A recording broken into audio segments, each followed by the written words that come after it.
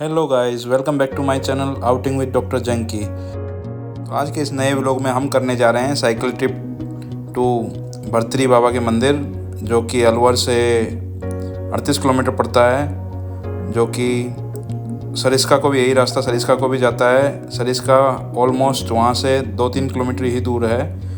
सरिस्का का जंगल वहाँ से शुरू हो जाता है। तो इस रास्ते में हमारे साथ जुड़े रहें। हम हमारे सफ़र की शुरुआत करते हैं शाम को 4:30 बजे। 4:30 बजे धूप थी और हम निकल चुके होते हैं हमारी धनों को लेकर हाईवे पर, जहाँ की हम रूपबास पुल को क्रॉस करते हुए कटी घाटे होते हुए हम चले जाते हैं सरिस्का रोड पर। जैसा कि आप देख सकते हैं, रोड बहुत ख़राब है कई जगह, बट मौसम बहुत सुहाना है एंड चारों तरफ पहाड़ के बहुत शानदार नज़ारे हैं।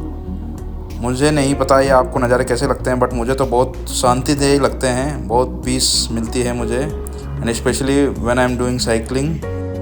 सरिस्का जाने के लिए आप सभी को कटी घाटी से होते हुए आप लोगों को सिल्ली सेठ तिराया आएगा, जहाँ से कि सिल्ली सेठ का रास्ता जाता है। उसके बाद उमरैन के बाद चलते हुए हम पहुँचेंगे अकबरपुर से आगे चलते हुए कुशालगढ़ से होते हुए हम पहुँच जाएंगे बाबा भर्तरी के मंदिर, जो कि ये रोड आगे सरिस्का होते हुए जयपुर को भी जाता है। शाहपुरा मिलता है एंड देन जयपुर को जाता है।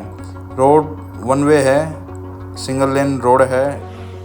सिंगल रोड होने के बावजूद भी इस रोड पर ट्रैफिक बहुत है। बड़े व्हीकल और छोटे गाड़ियाँ बहुत चलती हैं। बाकी प्रकृति का बहुत शानदार नज़ारा दिखने को मिलता है यहाँ। पहाड़ पे जो पड़ती हुई जो रोशनी है, सूरज की रोशनी पहाड़ पे जब पड़ती है तो बहुत सुंदर नज़ारा देता है। इस रोड पर बहुत बंदर हैं, बहुत ज़्यादा बंदर हैं, जैसा कि आप देख सकते हैं वीडियो में। अभी एक ब्लास्ट हुआ। ब्लास्ट में एक्चुअल में क्या हुआ, बंदर यहाँ पर इतने हैं और सब लोग कुछ ना कुछ उनको रोड पर डालते रहते हैं, तो सारे बंदर रोड पर आ जाते हैं। और अभी वीडियो में जो आपने ब्लास्ट देखा, वो एक बंदर खंभे पर चढ़ा हुआ था एंड उसे करंट के चक्कर में वो जल गया, ब्लास्ट हो गया, बंदर की डेथ हो गई। तो इसीलिए एक निवेदन है सभी से, कृपया बंदरों को रोड के आसपास कुछ ना डालें, क्योंकि उससे बहुत सारे नुकसान ये हैं कि एक तो सब रोड पर आ जाते हैं, जिससे वो रोड में भी बहुत अपनी जान खो देते हैं ट्रैफिक के चलते हुए। तो प्लीज़ अगर डालना है तो आप साइड में डालें, उन्हें साइड में डाल दें। और अब हम पहुंच चुके हैं, जैसा कि आप देख सकते हैं, ये नटनी का बारा है। तो यहाँ पर हमें बहुत शानदार नज़ारे मिले।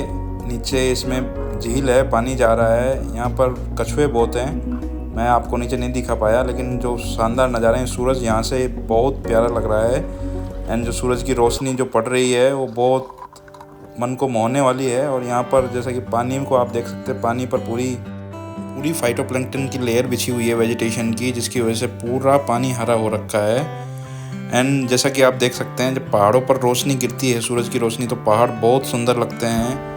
एंड इस रोड पर, जैसा कि मैं आपको पहले भी बता चुका हूँ, बहुत बंदर हैं और वो रोड के साइड में आ जाते हैं। इनफैक्ट रोड के बीचों बीच भी आ जाते हैं अगर ट्रैफिक नहीं होता तो, सिर्फ इसलिए कि लोग, उन्हें लगता है लोग जो आ रहे हैं वो उन्हें कुछ खाने के लिए देंगे, जैसा कि अक्सर लोग करते भी हैं। उनको बाइक पर चलते चलते कुछ डाल देते हैं खाने के लिए, केला हुई या वो हुई, तो उस लालच में वो रोड पर आ जाते हैं, जो कि मुझे लगता है गलत है, क्योंकि इससे उन्हें ट्रैफिक का तो आइडिया नहीं होता, उन्हें समझ नहीं होती, और जिसकी वजह से अपनी जान से हाथ धो बैठते हैं। और अभी आप देखिए सूरज कितना सुंदर लग रहा है, एक फोकस से रोशनी आ रही है, इतना बड़ा सूरज लग रहा है और इतना शानदार व्यू है।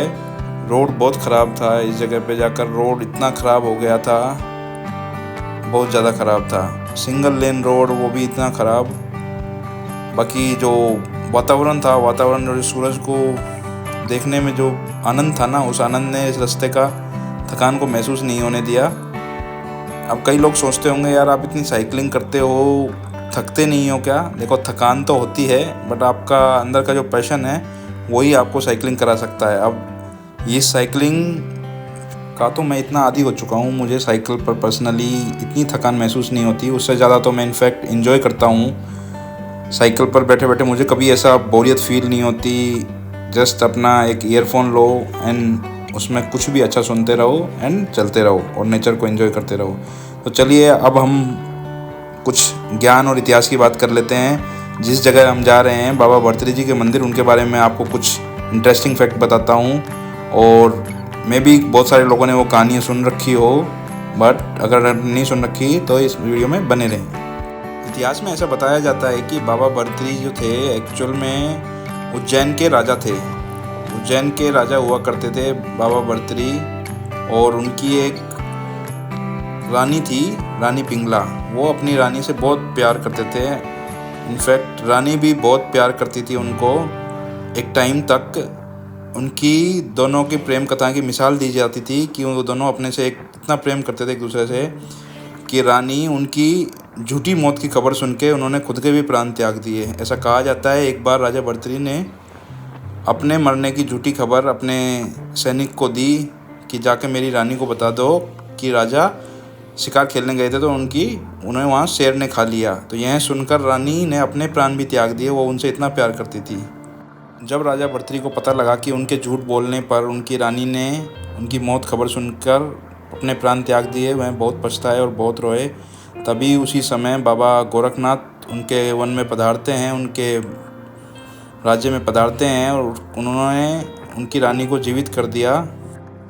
उसके बाद दोनों खुशी खुशी रहने लगे। एंड तभी एक दिन बाबा गोरखनाथ उनके दर पर भिक्षा मांगने आते हैं। तो रानी उन्हें पहचानती नहीं थी। रानी को लगाया आप ये कोई ढोंगी बाबा हैं, तो उन्हें भिक्षा नहीं देती और उल्टा उनका अपमान करती है। तभी बाबा गोरखनाथ ने अपनी झोली को उठाकर उनकी खूंटी पर ठाक दिया और कहा, आपने मुझे अपमानित किया, देखना एक दिन आपके पति ये झोली मुझे वापस लेके आएंगे, मेरे पास वापस लेके आएंगे।